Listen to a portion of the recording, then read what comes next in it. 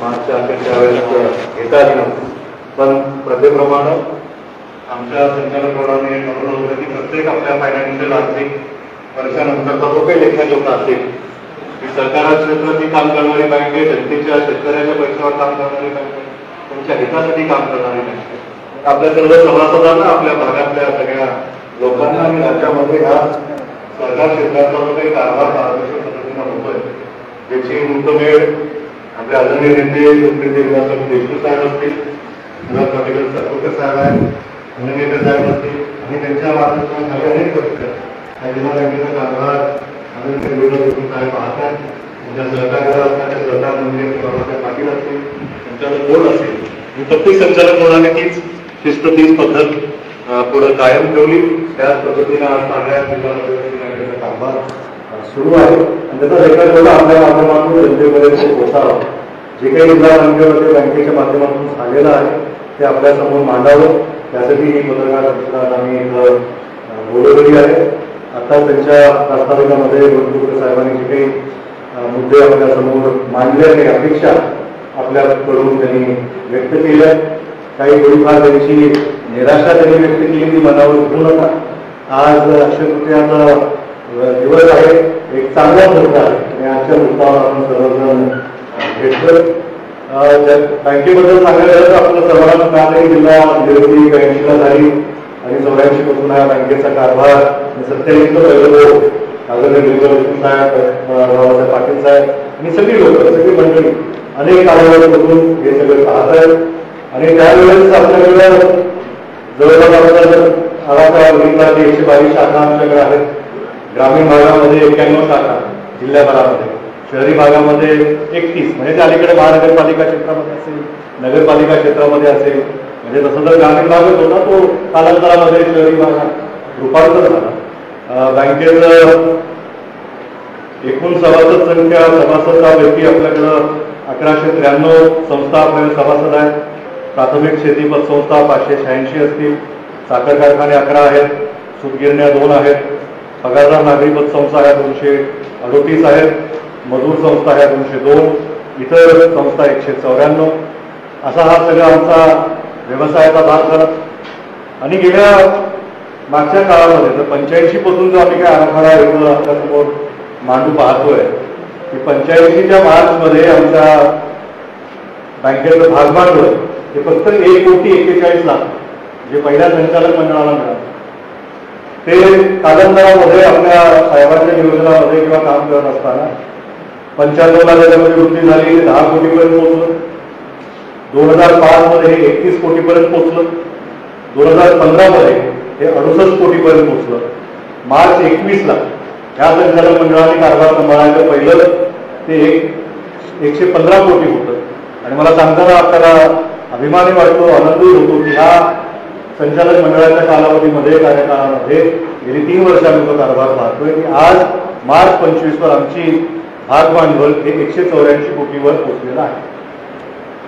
हे आकडे मी आपल्याला एवढ्यासाठीच सांगतोय की सहकार क्षेत्रामध्ये ह्या स्पर्धेमध्ये काम करत असताना प्रत्येक वेळेस सत्ता कुणाची, सरकार कुणाचं, त्याच्या पलीकडे जाऊन चांगल्या संस्था जे काम करत आहेत, शेतकऱ्याला दृष्टिकोन समजून ज्या सहकार संस्था काम करत आहेत, त्याच्यामध्ये प्रगती आणि वृद्धी वर्षानुवर्षामध्ये होत आलेली आहे.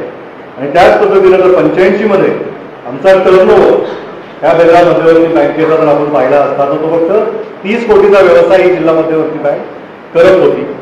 आणि मार्च 21 पर्यंत आदरणीय साहेब आणि संचालक बोर्डाने आमच्या पूर्वीच्या ती उलाढाल आणि टर्नओव्हर 5,500 कोटीच्या जवळपास घेऊन ठेवलं होतं. आणि माझ्या पहिल्याही पत्रकार परिषदेमध्ये सांगितलं होतं की एखादी जिल्हा मध्यवर्ती बँक आपल्यासमोर जर विजन डॉक्युमेंट घेऊन येते तर आम्हाला अपेक्षा आहे की ह्या संचालक मंडळाच्या कालावधीमध्ये आम्ही 10,000 कोटीचा टर्नओव्हरचा टप्पा आम्हाला गाठायचा होता. तर सांगताना मला अभिमान वाटतो की मार्च 25वर आमचा आजचा वार्षिक टर्नओव्हर हा 8,139 कोटीपर्यंत आम्ही पोहोचलेले आहोत. त्यामुळे आमच्या ध्येयापासून, आमच्या लक्ष्यापासून आम्ही आता थोडेसेच दूर आहोत.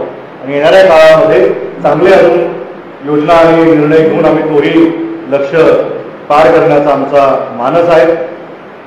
ढोबळ नफा, बँक व्यवस्था नफ्यात चालते, बँक टॅक्स पेइंग आहे, तर ह्याचा जर आराखडा जर आपण पाहिला तर मार्च 85 मध्ये पहिला संचालक बोर्डाचा होता, त्यावेळेचा ढोबळ नफा आमचा केवळ 26 लाख रुपयाचा होता, जो मार्च 21 मध्ये हा संचालक बोर्ड येण्याच्या पूर्वी तो वाढत वाढत 26,63 लाखापर्यंत पोहोचला. आज मार्च 25 अखेर आमचा ढोबळ नफा 113,87 लाखवर आहे. आणि सांगताना मला अभिमान यासाठी वाटतो की गेली 3 वर्ष ह्या संचालक बोर्डाने कारभार सांभाळण्यापासून सतत 100 कोटीचा आकडा ढोबळ नफ्याचा आम्ही पार केलेला. म्हणजे कन्सिस्टंटली आम्ही 100 कोटी हा नफा आमचा इथं बँकेच्या माध्यमातून इथं दिलेला. आता कुठेही हे सगळं करत असताना आपण कुणाशी स्पर्धेत आहोत दुसऱ्याचं बघितल्याशिवाय आपण कुठे पोचलोय किंवा ज्यांच्याकडे बघून आम्ही काम करतो, जे आमच्या पुढच्या शिखर बँक असतील, आमची शिखर बँक असेल, महाराष्ट्रातल्या नामजलेल्या पश्चिम महाराष्ट्रातल्या मोठ्या बँका असतील, जे आमच्यापेक्षा चांगला व्यवसाय करतात, आमच्यापेक्षा मोठ्या बँका आहेत, आमच्यापेक्षा चांगला नफा आहे, पण त्याच्यामध्ये आमचा टर्नओव्हर किंवा बिझनेसची साईज, आपण मराठवाड्यात आहोत, जिल्हा छोटा आहे, त्याच्यामुळं बाकीचे आयुध आपल्याकडे नसल्यामुळं जरी आमचा टर्नओव्हर हा 8,000 कोटीचा आहे, त्याच्या तुलनेमध्ये जर आपण कोल्हापूर जिल्हा मध्यवर्ती बँक म्हणलं तर तो 18,000 कोटीचा त्यांचा टर्नओव्हर आहे. सांगली जिल्हा मध्यवर्ती बँकेचा 15,000 कोटीचा आहे. सातारा जिल्हा मध्यवर्ती बँकेचा 19,000चा आहे. पुणा मध्यवर्ती बँकेचा 26,800 आहे. म्हणजे हे त्या भौगोलिक परिस्थितीमध्ये त्या बँका काम करतात, त्यांचं क्षेत्र मोठं आहे, त्यांच्याकडे समृद्धी आहे, पाणी आहे, त्याच्यामुळे त्यांचा टर्नओव्हर जास्त आहे. पण आता ह्याच्यामध्ये जर तुलना करायची झाली तर ढोबळ नफ्याची जर टक्केवारी आपण बघितली, ढोबळ नफ्याची टक्केवारी जर आपण टर्नओव्हरची जर त्याची जुळवाजुळी केली तर कोल्हापूर जिल्हा मध्यवर्ती बँक, सांगली जिल्हा मध्यवर्ती बँक आणि सातारा जिल्हा मध्यवर्ती बँक यांच्या ढोबळ नफ्याच्या टक्केवारीवर जो ढोबळ नफा आहे तो 1.38% आहे, 1.16% आहे आणि 1.1% आहे. त्याच तुलनेमध्ये लातूर जिल्हा मध्यवर्ती बँकेचा 8,000 कोटीच्या टर्नओव्हरवर जो 113 कोटी आम्ही ढोबळ नफा दाखवलाय, त्या टक्केवारीमध्ये आम्ही 1.40 आहे. त्यामुळे परफॉर्मन्स स्ट्राईक रेट म्हणा, रन रेट म्हणा, ॲव्हरेज म्हणा, परफॉर्मन्स बघत असताना फक्त टर्नओव्हरची बँक फार मोठी आहे, पण एफिशियन्सीमध्ये, नफ्यामध्ये आणि ह्या नफ्याचा फायदा आम्ही आमच्या सभासदांना परतावा चांगला देऊ शकतो, आमच्या कर्मचाऱ्यांना पगार चांगली देऊ शकतो, आमच्या लोकांना अजून अधिक चांगल्या सुविधा. आणि हे सगळं काही होत असताना एक मुख्य मला आपल्याला नमूद करायचं की फक्त लातूर जिल्हा मध्यवर्ती बँक अशी एकमेव बँक आहे की ज्यांनी 3 ते 5 लाखापर्यंत बिनव्याजी कर्जाचं धोरण आणलं होतं, ते आत्ताही ते कायम आहे. गेली 3 वर्ष आम्ही या धोरणावर काम करत आहोत. आणि आजच्या ह्या वर्षातला जो वरचा 3 ते 5 लाख रुपये सभासदांचा आकडा माझ्याकडे आहे, त्याच्यामध्ये आम्ही शासनाचा जवळपास आमचे 84,283 सभासद हे पात्र सभासद आहेत, जे 3 ते 5 लाखाच्या योजनेमध्ये समावेश होतात किंवा त्यांचं ते केवायसी मध्ये बसतात आणि त्यांच्याकडून जो व्याज दिला होता 3 ते 5 लाखापर्यंत जो बँकेचा व्याज त्यांच्याकडून न आकारता बँकेने स्वतःच्या निधीमधून जवळपास 12,16 लक्ष रुपये हे बँकेच्या स्वतःच्या उत्पन्नातून त्यांचा व्याज परतावा बँकेने स्वीकारलेला आहे. जर हा 12 कोटीचा आकडा मी माझ्या ढोबळ नफ्यात जोडू शकत होतो, कारण का त्याच्या व्याज रकमाची रक्कम आम्ही शेतकऱ्यांकडून वसूल करत होतो, पण बँकेचं जी बांधिलकी आहे, शेतकरी बांधवांना अजून आपल्याला चांगल्या योजना देता येतील, तर आमचा जरी नफा, आमचा जरी कॉस्ट वाढला, पण याचा लाभ थेट जवळपास 80,000 सभासदांना बँकेच्या माध्यमातून पोहोचला आहे. त्यांच्या खात्यावरचं व्याज त्या एका रकमेवर आकारलं गेलेलं नाही. आपल्याला माहिती आहे की आपल्या जिल्ह्यामध्ये प्रत्येक वेळेस प्रत्येक त्याच्यात कलेक्टरच्या अध्यक्षतेखाली एक मीटिंग होते आणि सगळ्या बँकांनी ॲग्री सेक्टरमध्ये काम करताय की त्यांना एक टार्गेट दिलं जातं की तुम्ही तुमच्या व्यवसायाप्रमाणे ह्या कृषी गोष्टींसाठी तुमच्याकडे कर्ज परतावा किंवा कर्ज वितरण एवढ्या कोटीचं असलं तर आम्हाला जे टार्गेट मिळालं होतं जिल्ह्याकडून किंवा सरकारकडून ते 1,000 कोटीचं टार्गेट मिळालं होतं. पण लातूर जिल्हा मध्यवर्ती बँकेनं पीक कर्जासाठी 1,000 कोटीचं टार्गेटवर लक्ष न ठेवता 1,500 कोटीचं वितरण केलेलं आहे. म्हणजे आम्हाला मिळालेल्या टार्गेटपेक्षा 151% पूर्तता त्या टार्गेटची केलेली आहे. आणि म्हणून त्या जिल्ह्याची जी सरासरी आकडेवारी निघते, जी अर्थखात्याला दिली जाते, आम्ही तो जादाचा भार उचलतोय, पीक कर्जामध्ये आम्ही अग्रेसर आहोत, म्हणून त्या जिल्ह्याच्या टक्केवारीमध्ये कुठेतरी लातूर जिल्ह्याचं नाव आणि अर्थ विभागाकडे ते जातं. परत आपल्याला एका गोष्टीकडे लक्ष मला वेधायचं आहे की मागच्या 5 वर्षामध्ये अनेक सरकारं महाराष्ट्राने पाहिली. महाविकास आघाडी सरकार असताना जे महाविकास आघाडी सरकारने प्रोत्साहन योजना जी जाहीर केली होती त्यावेळी जिल्हा मध्यवर्ती बँकेने आपण ज्या वास्तूमध्ये आज बसलो इथे महिना दीड महिने सगळ्या जिल्ह्याचे अधिकारी बोलून इथं एक वॉर फुटिंगवर शासनाने जे आम्हाला सांगितलं तुम्ही हे सगळ्याची केवायसी करून ऑनलाईन पद्धतीने आमच्याकडे 3 वर्षाचा त्यांचा लेखाजोखा पाठवला पाहिजे. सगळे खातेदार एक ना एक खातेदार तुमचा जो असेल ज्यांनी वेळेवर परतफेड केली असेल त्याची माहिती आमच्याकडे दिली पाहिजे. एकही हप्ता त्याचा चुकला नसावा, एकही वर्षामध्ये त्याकडं अडचण नसावी. ही सगळी माहिती जेव्हा मी शासनाकडे पोहोचवली तर त्या वर्षीच्या प्रोत्साहनपर योजनेचा लाभ जवळपास 393 कोटीचा लाभ हा महाविकास आघाडी सरकारने घेतलेल्या निर्णयाचा आम्ही आमच्या शेतकऱ्यापर्यंत सभासदापर्यंत पोहोचवू शकलो. त्याच्यामध्ये आमच्या सर्व कर्मचाऱ्यांनी सगळ्या विभाग प्रमुखांनी दिवस रात्र काम करून सगळ्या अधिकाऱ्यांसोबत महाराष्ट्र शासनाला जी माहिती पुरवली त्याच्यानंतर जी कर्ज वाटप किंवा झाला किंवा ती प्रोत्साहन निधी अलीकडच्या काळामध्ये मिळाली पण ती सगळी मेहनत आमच्या अधिकाऱ्यांनी आमच्या शेतकरी बांधवांनी जे अनेक वर्ष त्या जिल्ह्याला जे एक वळण लागलेलं आहे की पीक कर्जाला बुडवायचं नाही, पीक कर्ज नियमित भरायचं आणि ते भरलेल्या एका चांगल्या प्रोत्साहनाच्या घटना मिळाल्या त्या पद्धतीनं तो लाभ आम्हाला त्यांच्यापर्यंत पोहोचवता आला. अलीकडच्या वर्षामध्ये मार्च अखेर आमची वसुली गेल्या वर्षी आमची वसुली 90च्या पुढे होती. अलीकडे आपल्याला सगळ्यांनाच माहिती आहे की निवडणुकीच्या वातावरणामध्ये अनेक घोषणा त्यावेळेस करण्यात आल्या त्याच्यामुळे लोकांमध्ये एक संभ्रम होता. ही संभ्रम निर्माण झाल्यामुळे कर्जमाफी होणार आहे किंवा नाही त्याच्यामध्ये आमची मार्च वर्षीची वसुलीच्या टक्केवारी तरी थोडी कमी पडली होती. त्याला गोविंदपूरकर साहेबांनी मलाच सांगितलं की तुलनात्मक आमच्यापेक्षा ज्या मोठ्या बँका आहेत त्यांच्या वसुलीचे जे आकडे आमच्या समोर येतात ते त्यांच्या टीमची जेव्हा आमची टीम सलग बोलत होती की कुणाचे 50 आहेत, कुणाचे 31 आहेत, कुणाचे 41 आहेत, कुणाचे 44 आहेत. आडातो आम्ही एकमेकांची विचाराची देवाणघेवाण करतो.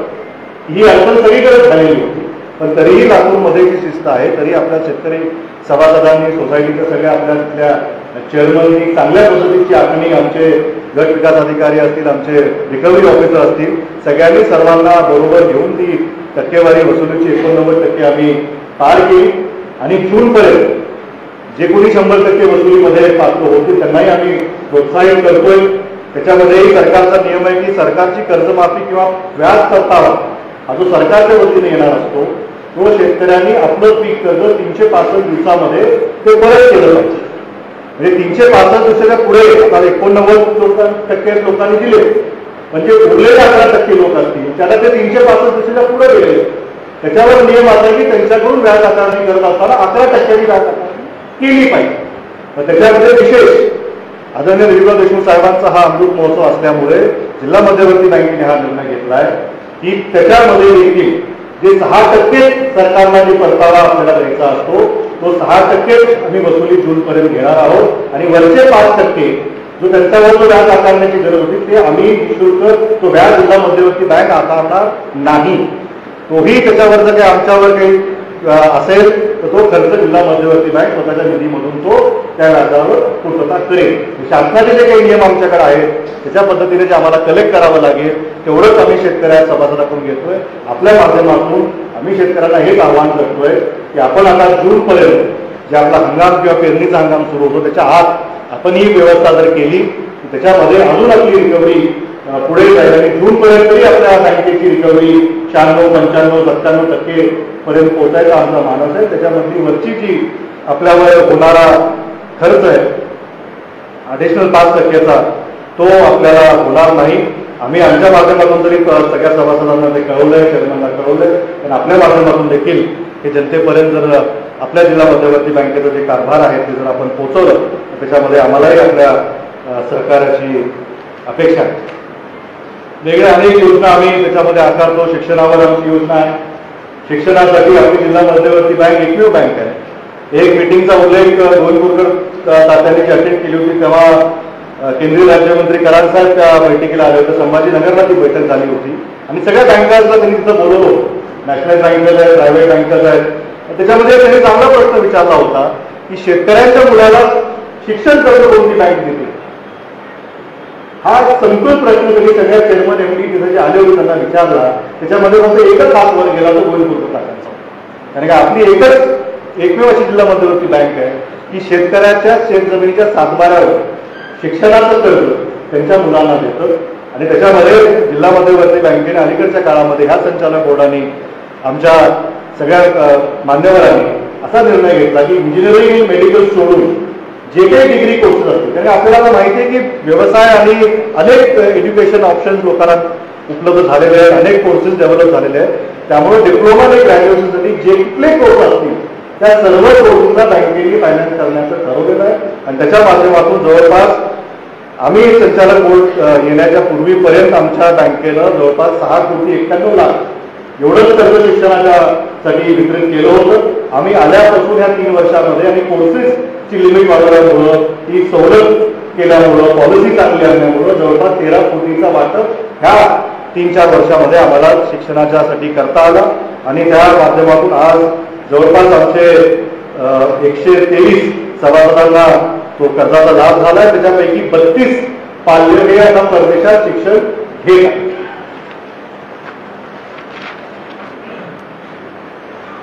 आपल्या भागामध्ये रोजगार निर्मितीवर अनेक चर्चा झाल्या, अनेक संशोधन होतात, पण रोजगार निर्मितीवर ठोस पाऊल अलीकडच्या काळामध्ये आपल्याला उचलताना दिसलं.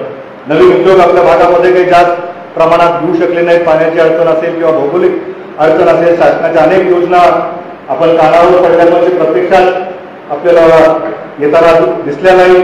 मग आपल्या सहकार क्षेत्रामध्ये आपल्या माध्यमातून आपण काय करू शकतो, हा जेव्हा विचार मांजरा परिवाराच्या प्रमुखांसमोर जेव्हा आला, आदरणीय दिलीपराव देशमुख साहेबांनी असा निर्णय घेतला की ऊस कारखानदारीमध्ये आता लेबरची कमतरता महसूस होते. ऊस तोडणी हा एक मोठा संकट आपल्या भागावर झालेला आहे. त्याच्यामुळे हार्वेस्टिंगच्या माध्यमातून मेकॅनाइज हार्वेस्टिंगला जास्त प्रोत्साहन दिलं पाहिजे. त्यामुळे प्रयोग म्हणून जेव्हा आम्ही हा हाती घेतला, तर 2 वर्षाखाली आम्ही जेव्हा हा प्रयोग घेतला आपल्या सर्वांच्या साक्षीनं, त्यावेळेस जिल्हा मध्यवर्ती बँक आणि मांजरा परिवाराच्या सहकाराने चालणारे कारखाने यांनी एका दिवशी 100 हार्वेस्टरचा वाटप त्यावेळेस केला. त्याच्यातून जवळपास एका हार्वेस्टरच्या मागे 30 ते 40 लोकांना डायरेक्ट इनडायरेक्ट रोजगार मिळतोय, आपल्या सर्वांना माहिती आहे. त्यामुळे जर 100 हार्वेस्टरचं वितरण झालं असेल तर जवळपास जिल्ह्यामध्ये नैसर्गिकरित्या भूमिपुत्रांनाच 4,000 लोकांना इथं रोजगार मिळालेला आहे. हे देखील आपल्या समोर इथं नमूद करावं असं मला वाटतं. एक ऊस तोडणी यंत्र ज्यांच्याकडे सभासदांनी घेतला असेल तर त्याची किंमत व्यवसाय किंवा किंमत सरासरी 1.25 कोटीची आहे. आणि 1.25 कोटी जो यंत्र ज्यांनी घेतलेला आहे त्याला वार्षिक त्याचं उत्पन्न किंवा त्याचा व्यवसाय टर्नओव्हर हा जवळपास 70 लाख ते 1 कोटीपर्यंत बिलिंग त्याचा कारखान्यातून होतं.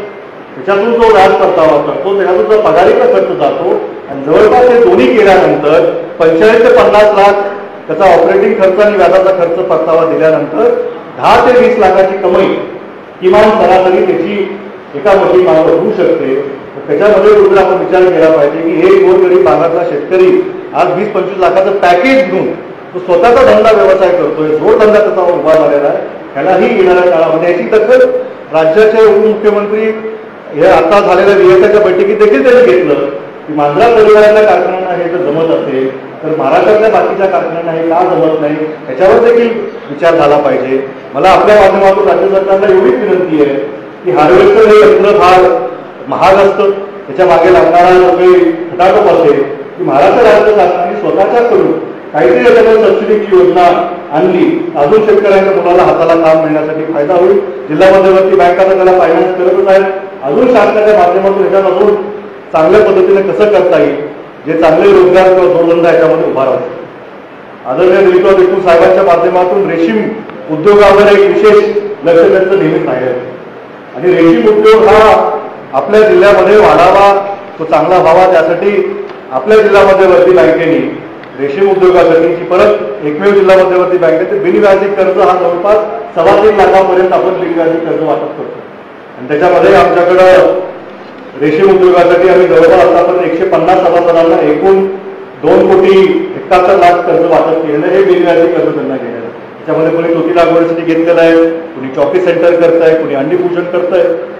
आणि आमचा मालक आहे त्याच्यामध्ये नवीन रोजगार निर्मिती. आणि आकाश जाधव म्हणून आमच्या गाडवरचे एक सदस्य आहेत, त्यांनी चांगल्या पद्धतीने त्यांचा व्यवसाय केला आहे. ते नोकरी पुण्यामध्ये करत होते आणि आज ते महिन्याला 1.5 ते 2 लाख रुपये त्यांची कमाई होते. त्याच्यामधून असे अजून तरुण उद्योजक आपल्याला तयार करायचे, त्याच्यामध्ये ह्या विषयावर ते लक्ष देऊ शकतील.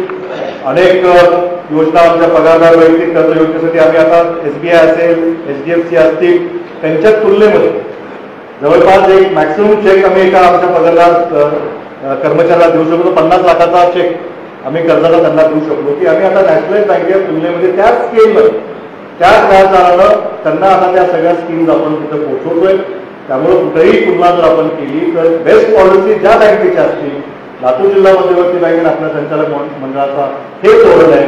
जे जे चांगलं आपल्याला दुसऱ्या बँकेकडून शिकायला मिळेल त्या सगळ्या योजना, त्या सगळ्या सुविधा, पॉलिसी घेऊन आम्ही आमच्या बँकेच्या माध्यमातून ग्राहकापर्यंत आमचा पोहोचण्याचा उद्देश. महिलांसाठी बचत गटाच्या माध्यमातून जवळपास आमच्याकडं बँकेकडे एकत्र संलग्न 16,000 बचत गट लातूरमध्ये आहे. त्यातले जास्तीत जास्त बचत गट आता बहुतेक महानगरपालिकेमध्येच बहुतेक 6,000 ते 7,000 बचत गट आमच्याशी लिंक आहे. पण अलीकडच्या काळामध्ये त्यांचा व्यवसाय बघता, त्यांचे व्यवहार बघता, त्याच्यामध्ये ज्या पहिला आम्हाला त्रुट्या होत्या की आमची बँक फक्त 1 ते 3 लाखापर्यंतच त्यांना पहिला हप्ता किंवा पहिला कर्ज द्यायची. त्याच्यामध्ये आता वाढ करून आम्ही 3 ते 5 लाखापर्यंत गेलोय. काही स्पेशल प्रोजेक्ट आम्ही ह्यावेळेस बँकेच्या वतीनं आम्ही हाती घेतलेले आहेत की ज्या बचत गटांना काही जागाची सवलत लागते, कारण की 2-5 लाखामध्ये एखादा प्रोजेक्ट उभा राहत नाही. त्यामुळे बँकेने विशेष भाग म्हणून काही लोकांना पायलट तत्वावर ज्यांना थोडा मोठा प्रोजेक्ट लावायचा असेल तेही बँकेनं इंटरनल रिस्क असेसमेंट करून त्यांना देखील प्रोत्साहन दिलेलं आहे. आज सांगायला आमच्या बँकेच्या वतीनं जवळपास 75 कोटीचा वाटप बचत गटांना, महिलांच्या बचत गटांना झालेला आहे. आमचा उद्दिष्ट आहे येणाऱ्या संचालक बोर्डाच्या कालावधीमध्ये किमान 100 ते 125 कोटीचं वाटप बचत गटांच्या माध्यमातून व्हावं, त्यांना अल्पशा दराच्या व्याजदरावर मिळावं. सरकारकडे माझी परत आपल्या माध्यमातून हीच विनंती राहील की ज्या पद्धतीनं शेतकऱ्यांना एक व्याज परतावा योजना सरकारने आणलेली आहे, तर त्याच पद्धतीनं बचत गटाच्या महिलांसाठी, कारण की सावकारी शेकडा हा फार बाजारात महाग जातीय सक्षमीकरण करण्यासाठी व्याज परतावा सवलत योजना त्याच्यामध्ये काही आपण आणली तर अजून अधिक चांगलं काम आपल्या सर्व लाडक्या बहिणींसाठी होईल अशी आमच्या संचालक बोर्डाची अपेक्षा आहे. बँकेबद्दल विशेष सांगायचं झालं तर अलीकडच्या काळामध्ये आमच्या सर्वच ग्राहकांनी सगळ्या सुविधा नॅशनल बँकेच्या बँक मोबाईल बँकिंगवर आपली बँक आता उतरलेली आहे. आम्ही जेव्हा चार्ज घेतला तेव्हा आम्ही डिजिटल बँकिंग, मोबाईल बँकिंग हे विषय आमच्यासाठीही नवीन होते. पण देशामध्ये प्रायव्हेट बँकिंग सेक्टरमध्ये झपाट्यानं वाढ झाल्यामुळे सगळे ग्राहक ग्रामीण भागात जरी असतील सगळ्याला मोबाईलची व्यवस्था उपलब्ध होती. त्यामुळे ATMला जाण्यापेक्षा, बँकेला येण्यापेक्षा आपल्या मोबाईलमधूनच जास्त व्यवहार झाले तर ती सुस्वच्छता त्याच्यामध्ये आली पाहिजे. ते देखील आम्ही केलंय. TCSच्या कंपनीसोबत आमचे करार झालेले, त्यांच्या माध्यमातून मोबाईल बँकिंग असेल, बँकिंग ॲप आमचा आता चालू आहे, UPI असेल, tap and go, ATM card, miss call alerts आणि येणाऱ्या काळामध्ये ह्या सगळ्या सुविधा आज त्या लाईव्ह झालेल्या आहेत. आणि आमचा DCC बँकेचा खातेदार आपल्या स्मार्टफोनच्या माध्यमातून स्मार्ट बँकिंगमध्ये तो उतरलेला आहे आणि त्या माध्यमातून त्यांचं सध्याचं काम चालू आहे. येणाऱ्या काळामध्ये अजून डिजिटल बँकिंगला आम्हाला अजून मजबूत करायचं आहे. त्याच्यामध्ये सेंट्रलाइज KYC असेल, आता व्हिडिओ KYC देखील होते. आता पॅन कार्ड वगैरे जर आपण बघितलं तर आपल्याकडे एक लिंक येतं, त्या व्हिडिओवर आपण आपल्या घरच्या फोनवरूनच हे सगळ्या गोष्टी करू शकतो. त्यामुळे ह्या सगळ्या देखील सुविधा आमच्या बँकेच्या माध्यमातून आमच्या ग्राहकापर्यंत जाव्यात की प्रत्येक वेळेस बँकेला येणं जाणं असेल, रिमोट लोकेशनला असतील, वयोवृद्ध लोक असतील, आमची मोबाईल बँक जी आपण ब्रांच बिल म्हणून चालवतो, जे आमचे पगारदार लोक आहेत ज्यांना अनुदानाचा पगार मिळत असतो त्यांना गावामध्ये बँकच्या माध्यमातूनच ती सेवा पुरवली जाते. त्याच्यामध्ये बँकेच्या प्रत्येक व्हॅनच्या मागे प्रत्येक महिन्याला 1 लाख रुपयाचा खर्च बँक असतो आणि ही सुविधा फुकट आपल्या ग्राहकापर्यंत त्यांच्या गावामध्ये जाऊन ही सेवा दिली पाहिजे. तुम्ही पासबुक असेल, तुमचं अनुदान असेल, तुमचा पगार असेल, तुम्हाला बँकेमध्ये कुठली माहिती हवी असेल, ही सगळी ती ब्रांच ऑन व्हीलच्या माध्यमातून माहिती गावामध्ये आम्ही एक सर्किट लावून दिलेलं आहे. जवळपास आमचा मानस आहे की प्रत्येक तालुक्याला ती एक गाडी असते की त्या रूटप्रमाणे जिथं आमचे ब्रांचेस नाही आहे, मुख्य शाखा नाही आहे, त्या मोठ्या गावांमध्ये बाजाराच्या दिवशी ग्राहकांना सेवा होईल ह्या पद्धतीनं आम्ही सेवा देत आहोत. येणाऱ्या काळामध्ये याच्यामध्ये अजून चांगल्या पद्धतीनं आम्हाला काम करायचं आहे. आणि फक्त एक परफॉर्मन्सचा जर आराखडा आपण बघितला की गेल्या 3 वर्षामध्ये संचालक बोर्ड आल्यापासून आमच्या ठेवीमध्ये जवळपास 50% वाढ झालेली आहे.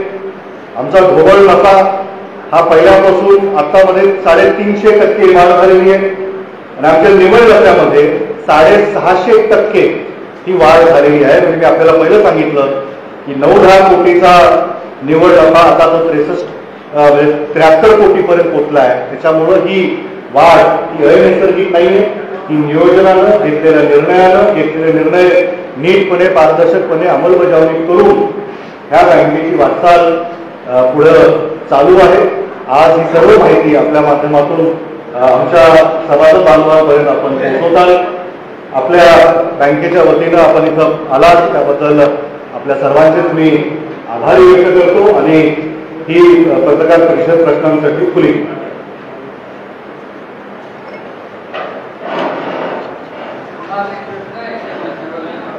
माईक देता का? तिथं ऐकू येणार नाही, त्यांना माईक द्या.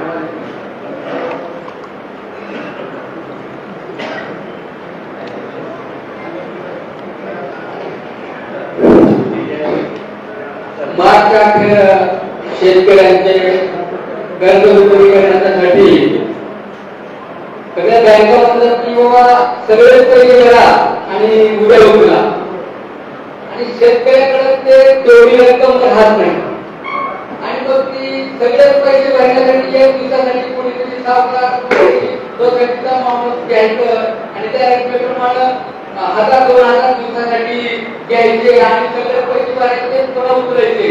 तर याच्यासाठी आपल्याला काही याच्यामध्ये काही गोष्टी किंवा ह्याच्यावरती लक्ष देता येईल का? आणि दुसरं एक आठवतच नाही, आपण 3 ते 5 कोटी हे बिलाची कर्ज 5 लाख 3 ते 5 लाख बिलाची कर्ज, परंतु पूर्ण व्याज हे माफ होतच नाही, निमंत्रण होते आणि सतत व्याज जाते. याबाबतीत ते आपल्याला थोडीशी चौकशी करावं असं मला वाटतं. हा प्रश्न आहे का सूचना आहे? सूचना असेल तर मी नोंद घेतलेली आहे. हा सूचना आहे, बरं नोंद घेतलेली आहे.